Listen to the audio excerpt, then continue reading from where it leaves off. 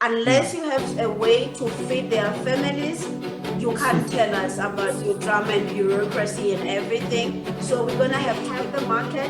In any supply chain, the most powerful person is the one what I know is we want enough information to prove the quality of and the authenticity of the product itself. And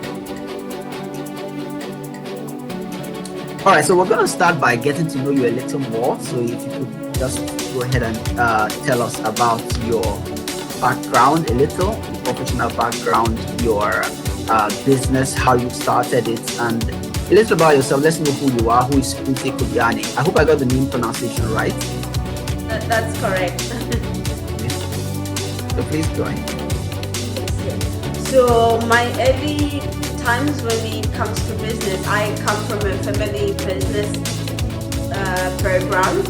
So from the age of 6, I would go with my dad, follow my dad to the office. He was in a wood cutting business where he would source wood from the forest and supply it to butcheries, bakeries, to the founding of Coronet. And when I worked in this management consulting space, we specifically focus on access to market and business expansion. Most businesses would exist in one province in South Africa. Now they want to expand across in Africa. Some of them would have one product line and they want to create like other 8 product lines. So the business ended up in my portfolio where the business was starting to pick up. She had about 6,000, a community of like 6,000 people across social media where they were like a captive audience that buy from the product. Now the business was growing, but she came to us and like she wanted us to help formalize the business. So fast forward, and they saw this whole retailer doing so well. Now a big business started wanting to do business with a small business. So to close that gap where that is very possible, realize that in order to do this at scale, we're gonna need to use a scalable like China, spending about $40,000 a year to go and source the hair.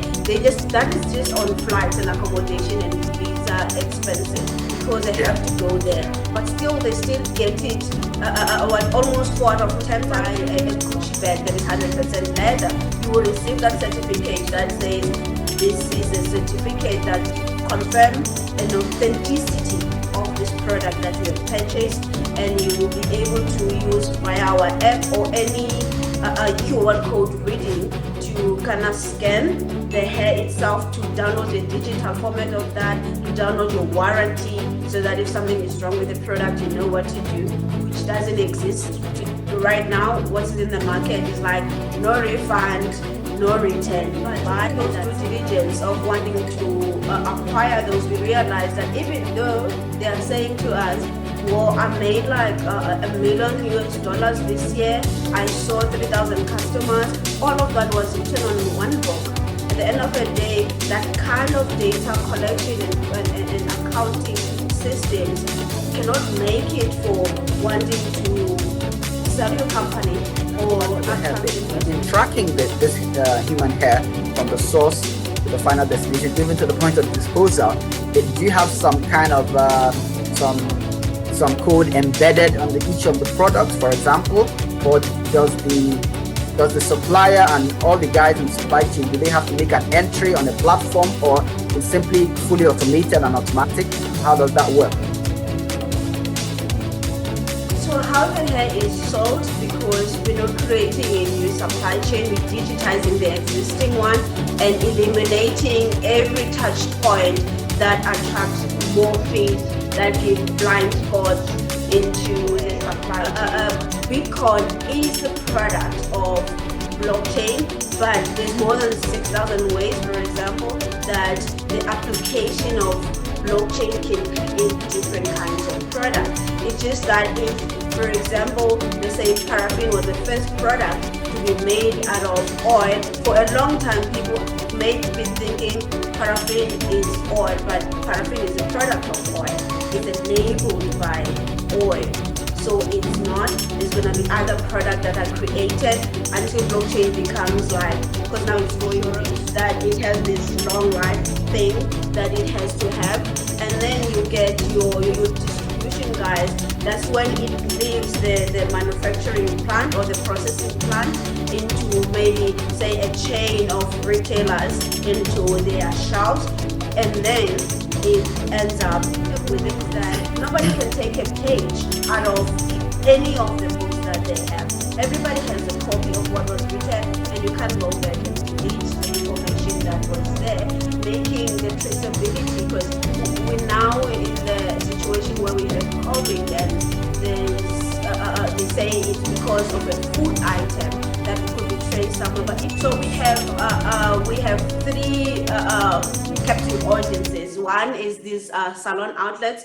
So the ones we work with, they are more a retailer that offer salon services, because 80% of their revenue come from the sale of human hair and other products. So they are like a micro, yes, from the word go, because what you call it, the salon industry is such a small world. Even in South Africa, some of the salon owners are from West Africa and all the corners of Africa. So even here, it's not even like a South African community that we have, it's an African community. So from the word go, we have designed our solution for the African continent at large. And at the moment, every week before we have even gone mass marketing, we are receiving about 4 inquiries across Africa of brands that are looking to purchase from our platform, but we're still building that platform. So that's just how connected the South Africa salon is that we started building, we signed with IBM on the end of 2019, and then we started building in March. Already there was COVID, already salons couldn't go. So one of the key things that minus the bureaucracy and politics and come out of their way was the case that we have 2.5 million African families that rely on a way to feed their families. You can't tell us about the drama and bureaucracy and everything. So we're gonna have all of that in the music, for example. So anything that is an asset, things that come out of our ground, for example, anything that is of African origin, the application of blockchain is becoming very, very critical. And then you get your supply chain. For example, the supply chain that you're part of, we sell 100 million pieces of hair, but there's no large scale manufacturing. We have the market. In any supply chain, the most powerful person is the one. Customers, for example, even though they can trace the history, anything that is considered as IP and registered as IP, meaning your ways of doing business and all the intellectual property that is that differentiator for the business.